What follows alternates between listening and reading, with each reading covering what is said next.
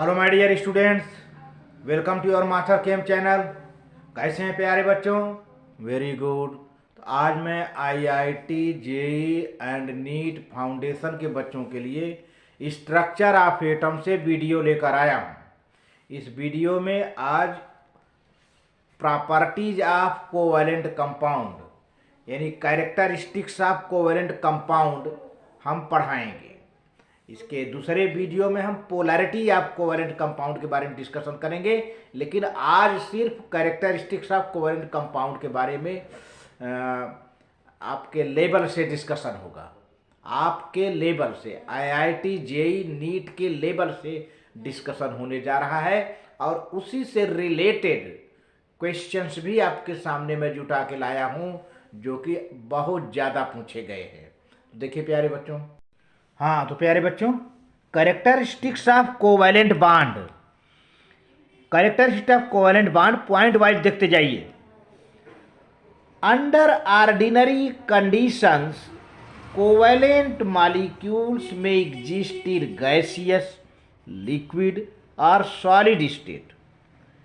Covalent compound gaseous में भी होता है, लिक्विड में भी होता है, सॉलिड स्टेट में भी होता है। जैसे कुछ एग्जाम्पल्स हैं, F2Cl2 fluorine molecule, chlorine molecule, F2Cl2 ये दोनों गैसेज हैं।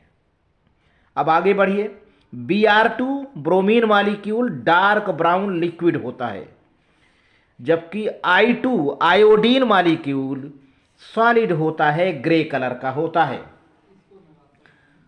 All these halogen forms covalent molecules. Second point, melting and boiling point of covalent compounds are much lower than electrovalent compound due to weak van der Waals forces। Melting point, boiling point covalent compound का lower होता है क्योंकि इनमें strong force of attraction नहीं होता है, weak van der Waals force होता है, इसीलिए इनका melting point, boiling point very less and less energy is needed to separate the molecule. क्योंकि वीक फोर्स ऑफ अट्रैक्शन होता है, weak van der Waals force लगता है, इसलिए इसके मॉलिक्यूल को थोड़ा सा एनर्जी लगाकर अलग कर लिया जाता है। Next point, generally covalent molecules are insoluble in water. अच्छा, देखा गया है कोवैलेंट मॉलिक्यूल वाटर में सॉल्युबल नहीं होते, but dissolve in organic solvent, non polar solvent, जैसे carbon tetrachloride, carbon disulphide, benzene etcetera. Next point है, covalent compounds which forms hydrogen bond with water molecule becomes fairly soluble in it.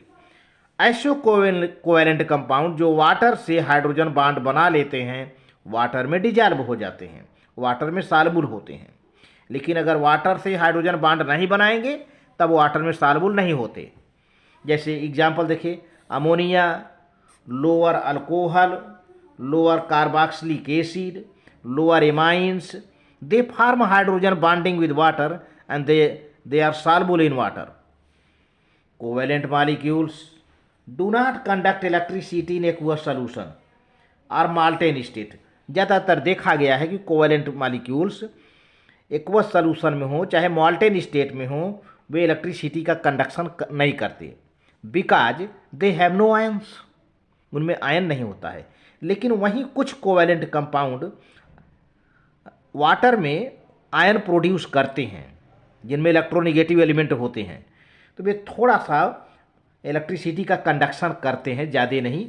तो कुछ ऐसे covalent compound हैं जो water में अगर ion produce करते हैं तो इलेक्ट्रिसिटी का कंडक्शन करते हैं, but majority of covalent compounds do not conduct electricity in water in aqueous solution. Covalent compounds show structural and space isomerisms due to directional nature of the bond. मैंने बताया था कि कोवैलेंट कंपाउंड डायरेक्शनल बॉन्ड होता है, covalent bond directional bond होता है। Directional bond मतलब कि जो ज्योमेट्री शो करे, तो इसलिए ये स्पेस आइसोमेरिज्म्स शो करते हैं कोवैलेंट कंपाउंड। अब प्यारे बच्चों, क्वेश्चन की तरफ देख लिया जाए। क्वेश्चन जो आईआईटी जेई नीट में खूब पूछा गया है, काफ़ी पूछा गया है, ऐसे क्वेश्चंस की ओर मैं ले चल रहा हूँ। देखिए, कोवेलेंट बॉन्ड में be formed by s overlap, sp overlap, pp overlap, all of the three. तो प्यारे बच्चों, यहाँ पर आपका आंसर तीनों है, यानी डी। एस से भी बनता है, एसपी से भी बनता है, पीपी ओवरलैप से भी बनता है। तो तीनों ऑप्शन सही है, आपका ऑप्शन सही है, डी सही है।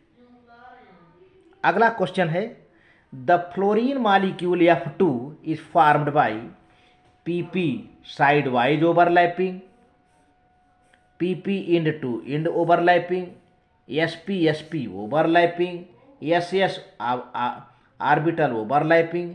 तो प्यारे बच्चों, pp end to end, lobe to lobe overlapping से बनता है पीपी। आपका आंसर बी है, आपका आंसर बी है। इसमें आपका answer pp end to end overlapping से बनता है। अगला क्वेश्चन है प्यारे बच्चों, the strength of bonds formed by 2s 2p 2p 2s overlapping is order. इस एस पीपी पीएस का जो ओवरलैप से बॉन्ड बनता है, उसका आर्डर क्या है? S pp PS, S PS PP, PP PS S, PP S PS. तो प्यारे बच्चों, इसमें आंसर आपका बी सही है कि सबसे ज़्यादा बॉन्ड स्ट्रेंथ एस ओवरलैपिंग का होता है, इसके बाद तब फिर पीएस का होता है, फिर इसके बाद पीपी का होता है। जैसे जैसे जो है जितना एक्सटेंट ऑफ ओवरलैपिंग ज़्यादा होगा, उतना बॉन्ड स्ट्रेंथ ज़्यादा होगा। तो एस का स्ट्रेंथ एक्सटेंट ऑफ ओवरलैपिंग ज़्यादा होता है, तो आपका आंसर बी सही होता है। S overlapping then ps then pp. तो आपका आंसर बी सही हुआ है यहाँ पर। अब लास्ट क्वेश्चन है, which of the following will provide most efficient overlap? SP, sp2 sp, तो एस है। तो आपका आंसर ए सही हो जाता है, एस ओवरलैपिंग ज़्यादा इफिशियंट होता है। तो इस तरह से प्यारे बच्चों, वीडियो अच्छा लगे तो लाइक करके सब्सक्राइब कर देना, शेयर कर देना, और Master Chem channel IIT JEE NEET के बच्चों की सफलता के लिए शुभकामना करता है। बच्चे सभी एक बार में सिलेक्ट हो जाएं, यही हमारी शुभकामना है। Thank you very much.